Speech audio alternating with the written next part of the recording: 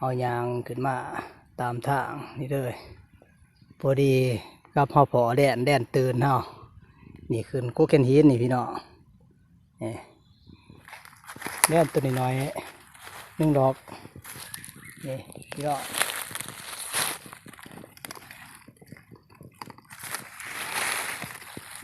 เฮายางลงมาเฮาพอกระหอกอยู่เฟื่อยพุ่นพี่ๆน้องๆตกอยู่พุ่น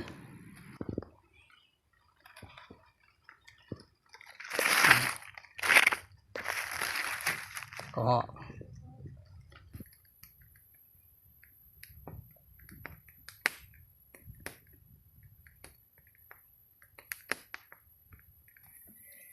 เอาปีงแดนหน่อยเอานี่พอได้กินเพราะว่าได้ผ่านเฮาปั่นเขาก็มองแผนสบายดีพี่น้องปองปลายเฮามาพบมาพอกับ2นายผ่านมานเฮา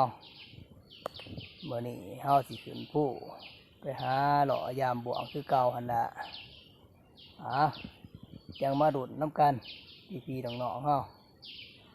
บ่เฮาสิโศกสิมานอยู่บ่มื้อนี้นะในตอนนี้ก็เป็นเวลา9 โมงละพี่น้องๆที่ทั้งเฮาก็ได้ย่างมาเพราะว่ากันเฮาสิเอารถจักรมา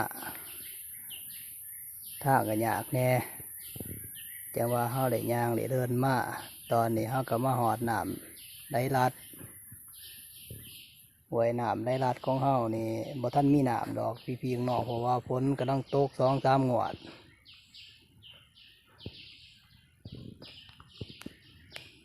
นี่ก็คือหนทางสิขึ้นผู้ไปตั้งกลางมานเฮาพุ่นละเพราะว่าบวงเฮาอยู่พุ่นกลางมานบนกิว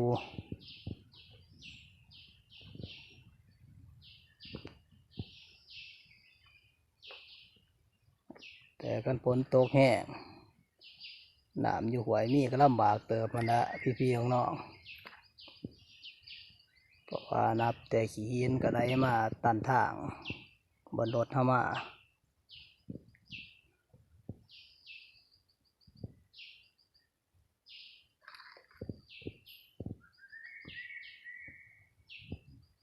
วันนี้ก็ถึงแล้วห้อง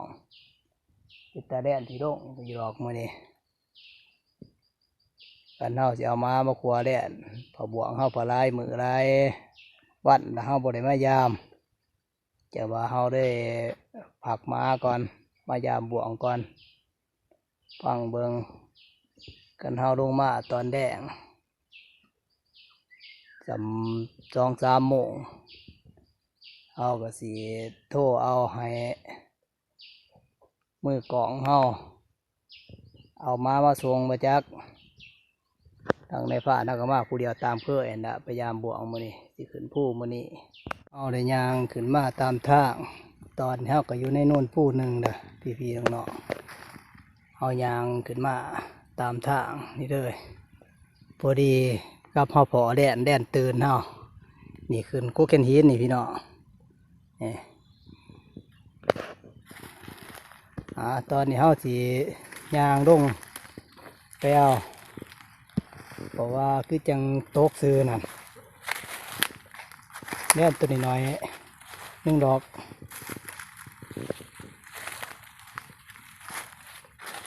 เพราะว่ามื้อนี้แดดดีแล่นอาจสิลงดีที่สุดกันเฮาพามาอาจสิพอหลายโตขนาดแต่เฮายางตามทางขึ้นมาเฮาก็ยังพอนี่พี่น้อง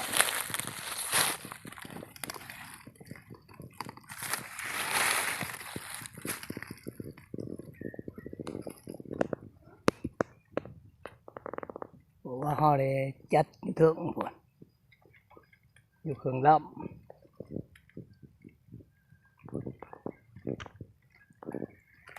แต่ว่าตกลงมาอันนี้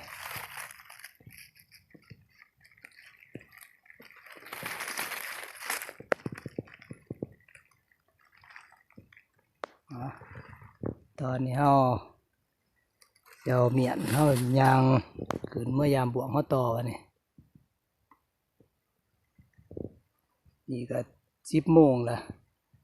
หอดบ่วงเฮาก็ประมาณ11 โมงพุ่นละเอาขึ้นมาหอดบนผ่านบ่วงเฮาพอดี11 โมงพี่น้องๆเอายามมา7 หลังกับหลังนี่ว่าหลังนี่ลันนี่เพราะว่าใหม่คัดนี่ฮักพี่น้องมันคัดกันเกียดนี่บ่ได้เพราะว่าใหม่คัดเฮาแต่เฮาเฮ็ดมาพอดีเป็นผลหนึ่งนะพอดีมันฮักเดี๋ยวว่าเฮาเลยทายใหม่กับใหม่คัดกันเกียดบวกเฮาก็ยังบ่หลายทั้งปลาไหลนี่บ่หลายหลังปานใดนี่ก็7 หลังแล้วเฮายามยังอยู่วางนู่นเทิงหันมองหาหลังนี่ล่ะกันเฮาพยายามกันบ่โซเฮาก็สิลงพยายามเบื้องพุ่นบัดนี้ทางคำนี้เงาะเฮาพุ่นนะ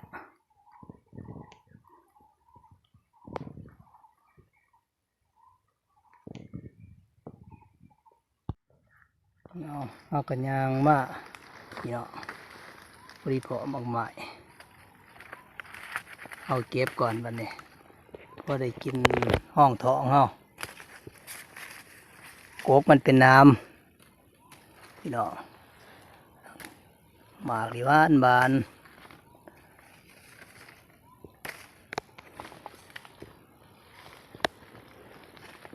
ฝุ่น2 หมากอยู่ไหนบ่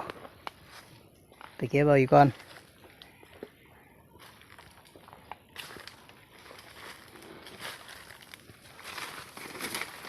เอามาเมื่อยกินหมากใหม่หมากตอกก็มีแห้ง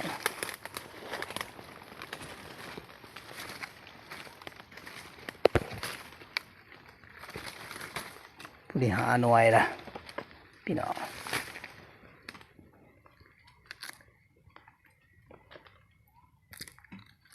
ที่เป็นแบบนี้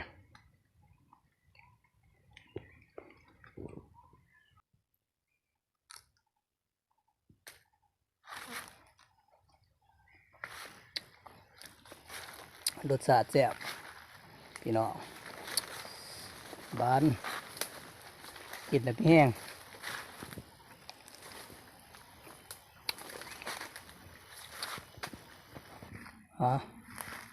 ในตอนนี้เฮายามทั้งเปลืองปลาไหล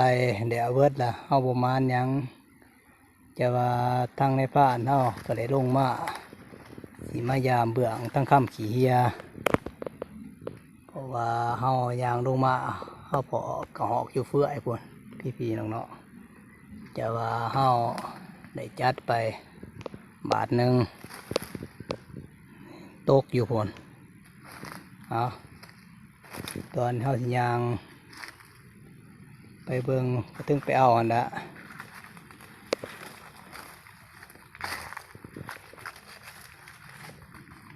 ว่าตกอุบอยู่ซื่อนะ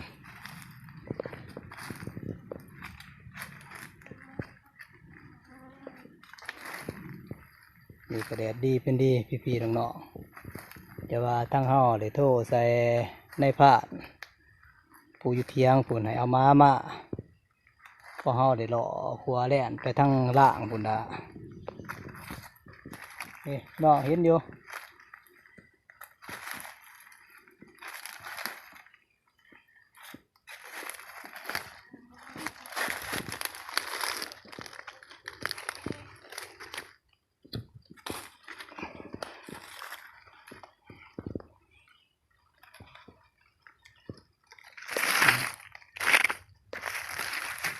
ก็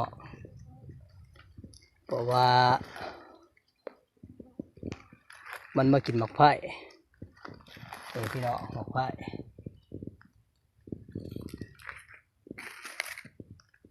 ก็เอามากินเพราะว่าเขาจัดอยู่ตัวต้นมันดอกเพราะว่าบนต้นหมากไผ่ก็เพื่อโอบรับหมากไผ่อยู่แต่ว่าเขาเลยไปจัดอยู่เครืออยู่บนถึงต้นมัน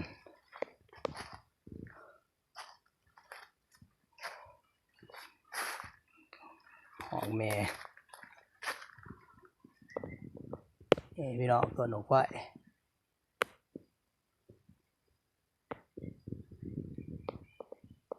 ตอนนี้เขาสิไปยามบ่วงเขาเบิ่งตั้งคำขี้เหียวัดนี่ยังไปรุ่นกันอยู่พุ่นคันมีสภาพ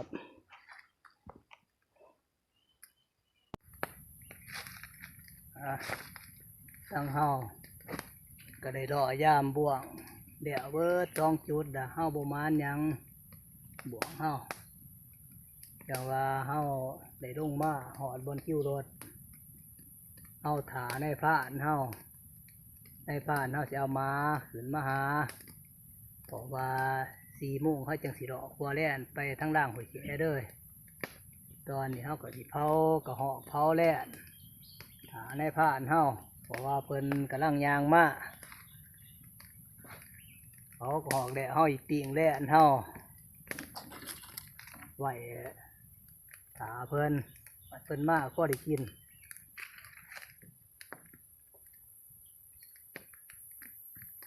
บ่วงเฮาเกี่ยวร้ายเกี่ยวละพี่ๆน้องๆเฮาบ่ไล่เพราะว่าสัตว์บ่ทันมาเด้อ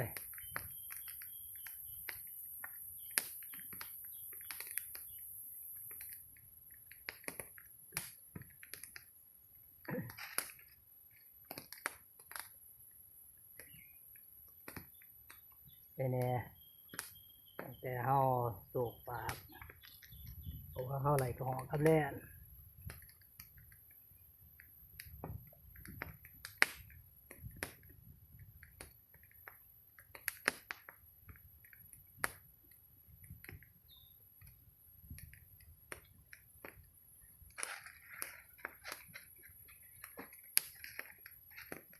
ดอกเมื่อทั้งล่างปลาปอคนเด้อแดงนี่เพราะว่าเฮากะ8-9 โมงเอาจังสิเมื่อหอดเที่ยงเอาหล่อโหงเมื่อเด้อ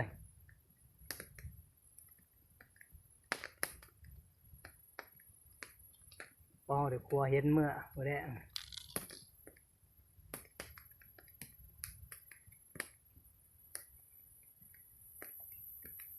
ห่อเข้ากับเลยตัวน้อยๆแดงเท่ากับตัวน้อยๆตัวนี้มันตั้งแต่ตัวน้อยพี่ๆน้องๆเนาะ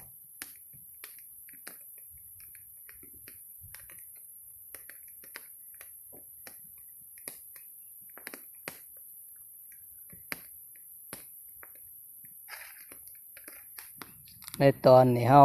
ก็คั่วเลยอะไรพี่น้องเฮาปีงมอสิสุกพอดีกับนายพรานเฮาสิมาหอดนะพอดีกำสุกเพราะว่านายพรานเฮาโทรมาวังกี้นี่เพิ่นว่ามอสิหอดเพิ่นว่าพอดีละ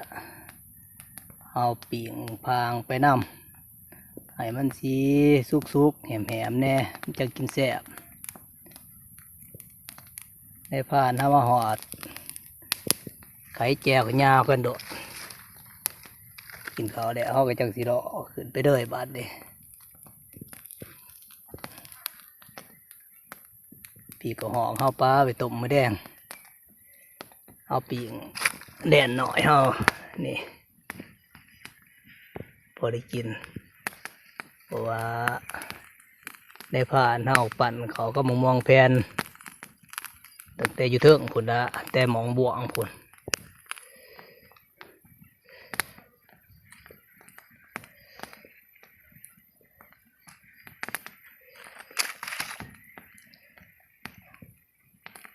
ไปเฮาก็ได้ใจพี่ดึกสีได้ตั้งแต่เฮาได้ตัวน้อยแดดก็ดีสีได้ก็ได้มินไข่ที่พี่น้องๆเห็นไฟจังสิขั้นบ่อดังนั้นกับเป็นเผาเห็นแบบนั้นเอาอาจสิมีโอกาสอยู่ดอกเผาเห็นก็ได้ตอนนี้เฮากินข้าวแล้วเฮาเดินทางก่อนบัดนี้เพราะว่าทีมงานเฮาหาวละพุ่นย่างขึ้นไปก่อน2 ตัวละไปจูไป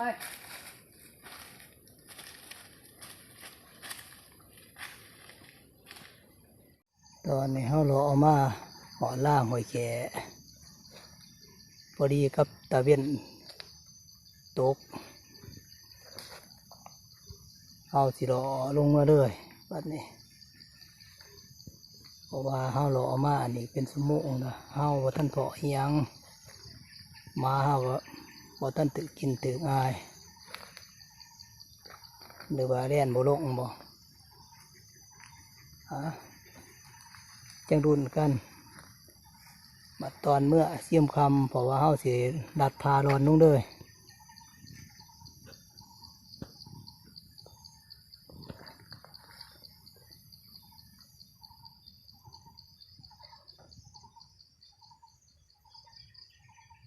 เอาเนาะมาไกลพอสมควรนะเอาสิไปนั่งพักจักเล็กจักน้อยพอดีกับแมงง่วงเหาะเขาจังสิดัดร้อนลงเลยวันนี้เอาก็รอกลัวแล่นกลัวเห็นมาจนคำจนเมื่อเอาโบมานตอนนี้เอาก็สิหอดเตียงหน้าละสำหรับมื้อนี้ทั้งในผ้าเน่าอยากได้พี่ๆเงาะไปก่อนเมื่อนาจะไปรุ่นกันต่อ